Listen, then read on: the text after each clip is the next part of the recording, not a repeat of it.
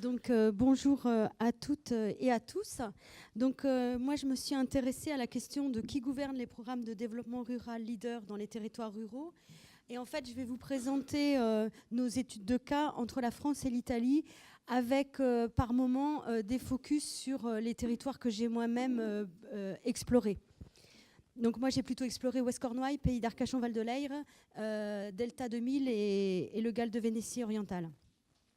Donc le contexte, ça vous a été rappelé, on est face à des territoires ruraux qui sont soumis à des enjeux complexes, on observe une diversité d'acteurs, d'institutions d'intervention dans ces territoires-là.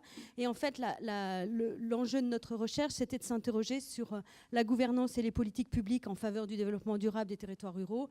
Et vous l'avez compris dans la présentation précédente, LEADER paraissait le programme emblématique qui suscitait une gouvernance dans ces territoires.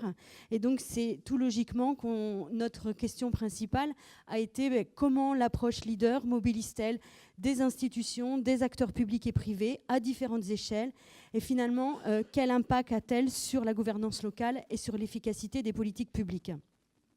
Donc nos études de cas, notre méthodologie de l'enquête a été assez classique. On a mobilisé ce qu'on appelle la littérature grise, on a étudié les règlements, les plans de développement rural, les stratégies de développement d'égal, on a récupéré les évaluations, les rapports d'activité et on a conduit une série d'entretiens semi-directifs et on a réalisé quelques observations des GAL en action dans leur comité de programmation, dans leurs activités au quotidien. Donc, on a réalisé environ entre 15 et 40 entretiens par terrain auprès des membres de l'équipe du GAL, des cofinanceurs, des institutions partenaires, élus administratifs, bénéficiaires. Et puis, on a fait quelques entretiens au niveau de l'Europe et des États membres, assez peu, vous voyez, 6 entretiens. On a fait également une analyse de réseau que je vais vous présenter à partir des projets qui ont été financés pour identifier les partenariats locaux. Et on a fait tout ce travail dans la mesure du possible dans ce qu'on appelle une perspective diachronique en regardant depuis Leader 2, puisque nos territoires, certains étaient engagés depuis Leader 2 jusqu'à Leader 4 que j'ai appelé comme ça, mais que c'est bien sûr le Leader 2007-2013. Donc les résultats en fait vous ont été déjà un peu présentés par Marielle en 3 points. Le cadre qui va être dessiné par Leader, le repérage finalement de 3 archétypes de GAL et en 3e point finalement les effets différenciés sur les réseaux d'acteurs au sein des territoires. Donc le cadre dessiné par Leader, le premier point, c'est finalement quels sont les facteurs qui influencent la nature du pilotage local du programme Leader. Donc ça vous a été rappelé par Marielle tout à l'heure. On a pu observer 2 visions de l'intervention publique, une vision de correction des handicaps avec visée redistributive, une vision d'efficacité de l'intervention publique avec visée allocative. Je ne reviens pas dessus, mais je vais vous le montrer comment finalement ça se manifeste sur nos études de cas. Donc la visée redistributive, c'est celle qui a animé finalement Leader à son origine, où on avait un programme qui était destiné aux zones de faible densité ou en retard de développement. Donc on a pu l'observer en France jusqu'en 2000, en Italie jusqu'en 2006, et à partir de 2006, l'Italie s'est dit il faut qu'on se dote d'un propre zonage, et ils ont poursuivi ce zonage et ils ont classé les aires rurales et vous voyez par exemple sur la région Émilie-Romagne qui est présentée ici, le zonage à gauche avec une distinction des aires rurales avec les aires avec problèmes complexes de développement en vert foncé et vous voyez que bon an mal an c'est la configuration des GAL, c'est la carte de droite.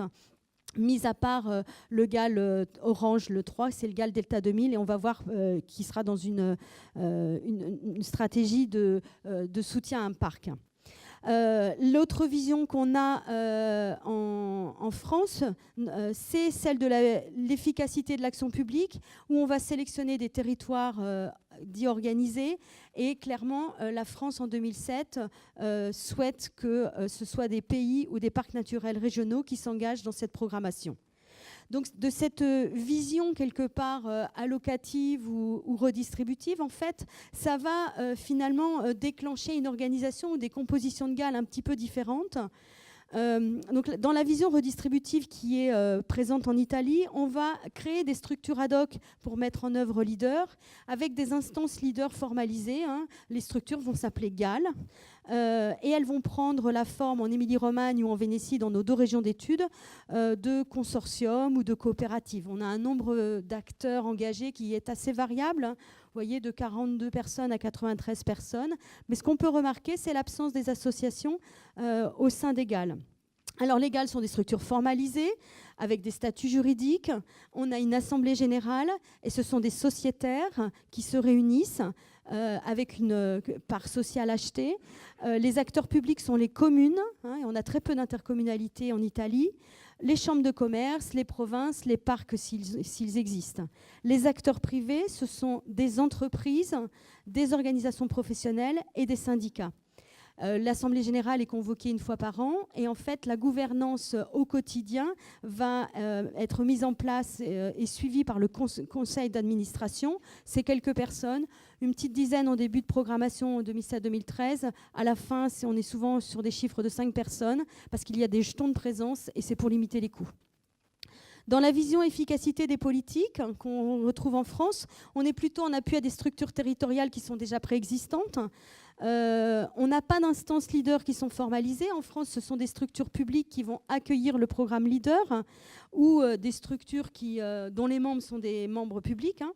On a un nombre variable d'acteurs engagés dans nos territoires, dans nos études de cas, de 15 à 90 personnes.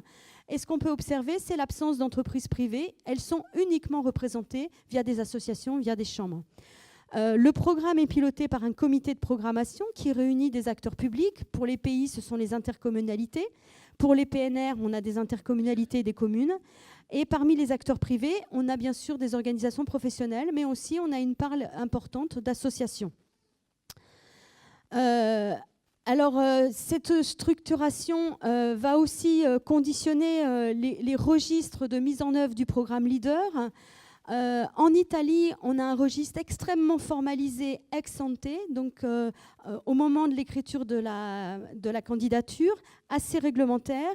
Et en fait, on a une stratégie de développement qui est déployée principalement par des appels à projets, tous décrits dans la candidature, avec la grille de sélection pour chaque appel à projet, etc. Après, on a des projets mis en œuvre par convention, convention avec des acteurs clés du territoire, souvent publics, pour des projets jugés structurants du territoire. Et enfin, pour les problèmes un petit peu complexes, on a des projets qui sont conduits en régie directe par le GAL, qui sont peu nombreux. L'exemple type, c'est les projets de coopération, par exemple. Donc on voit là l'importance de la procédure lors de la construction de la stratégie. Et l'ingénierie territoriale est très très importante au moment de l'élaboration de la candidature, parce qu'il ne faut rien oublier, on s'engage pour la durée de la programmation. La seule marge de liberté qu'ont les GAL, c'est au moment des projets conduits en régie directe. En France, on a plutôt ce que j'ai appelé un registre discursif, où on a une stratégie de développement qui donne des axes de déploiement avec des fiches actions qui sont suffisamment précises pour être retenues par l'instructeur, mais suffisamment souples pour permettre un soutien des projets locaux. Et donc là, on va voir l'importance de l'ingénierie territoriale qui va effectuer une sorte de médiation entre la candidature qui a été écrite et les projets locaux qui vont pouvoir sortir du territoire et être suscités par le GAL. Alors, une des surprises en faisant cette comparaison, c'est sur les champs thématiques investis par Leader, on a pu observer que malgré tout, on a un fort mimétisme institutionnel de l'Europe jusqu'au GAL en passant par les autorités de gestion. Et finalement, on soutient, par exemple, la valorisation des produits locaux, la mise en place de magasins de producteurs, la restauration collective à partir des produits locaux, les circuits écotouristiques, etc. Donc, ce qu'on a pu observer, en fait, là, ce que je vous ai fait, le premier point, c'est essentiellement, j'ai insisté sur l'importance institutionnelle qui finalement va orienter la mise en œuvre de Leader. On a pu observer, alors ça, Marielle vous l'a présenté, finalement 3 archétypes de GAL selon les modes de gouvernance. Donc, une gouvernance liée à des instruments qu'on va mobiliser, ce qu'on appelle les instruments d'action politique, ce qui veut dire, en fait, la façon dont on va se saisir d'une politique publique et la mettre en œuvre. Donc le premier cas, c'est leader comme scène politique. Le second cas, leader comme un outil de financement. Troisième cas de figure, en fait, c'est une gouvernance par les acteurs locaux où leader est saisi par les acteurs. Et ça, je vais vous les illustrer maintenant. Donc leader comme scène politique, en fait, leader va être mis en place pour faire vivre un espace politique et il a un rôle de concrétisation dans l'action de l'espace politique. C'est par exemple le cas du pays d'Arcachon-Val de Leyre, qui est un pays qui regroupe 3 intercommunalités. On est au sud de la métropole bordelaise. On a une forte attractivité de ce territoire-là. Et il y a un enjeu, quelque part, de conserver une qualité de vie sur ce territoire, de gérer un bassin qui a des enjeux environnementaux. Et donc, il est important d'avoir son projet politique. Donc, leader va permettre de concrétiser ce projet politique. Le cas de la Vénétie orientale, c'est un projet aussi, c'est un territoire de confins avec un projet politique qui... les élus se réunissent au niveau d'une conférence pour exister vis-à-vis de la métropole vénitienne et coincés avec une autre région qui va plutôt bien. Et en fait, l'outil leader va être utilisé pour faire vivre cet espace politique. Le deuxième cas de figure, c'est leader comme un outil de financement. Leader va être utilisé pour financer des initiatives déjà présentes, appuyer des structures et des procédures de développement local préexistantes. Donc c'est le cas du parc Delta Pau, en Émilie-Romagne, qui va se saisir de leader pour investir la dimension développement local. C'est le cas également du parc national régional des Monts d'Ardèche, qui va se saisir de leader pour accentuer la dimension développement local. Enfin, le troisième cas, c'est leader saisi par les acteurs locaux, où là, on va vraiment accentuer l'approche ascendante, même si elle existe dans les autres cas. Et c'est l'idée d'impulser un effet levier à une stratégie de développement local à travers leader. Et c'est le cas de nos cas Ouest Cornouailles ou Pays de Langres. Alors, sur l'analyse différenciée sur les réseaux d'acteurs, en fait, on est parti des projets financés. On a distingué ce qui était projets individuels, donc qui sont en bleu sur le schéma, des projets en partenariat qui sont en orange. Alors, on pourrait parler des heures sur ça, mais ce qu'on peut dire, c'est qu'on observe que tant que le leader est géré comme un programme en soi, en fait, au fur et à mesure des générations, on construit du partenariat. Donc, on voit bien qu'il y a un besoin de temps. Par contre, on voit, notamment dans les régions italiennes, à partir du moment où leader est intégré au développement agricole et rural, en fait, on a un resserrement aux finances du projet individuel et on a très peu de projets en partenariat. Donc je vous présente en fait les réseaux tels qu'on peut les observer selon nos archétypes de GAL. Donc là, vous êtes dans le cas de VGAL. Vous voyez qu'entre Leader 2 et Leader Plus, on a un réseau qui s'enrichit. En rouge, ce sont les membres du GAL.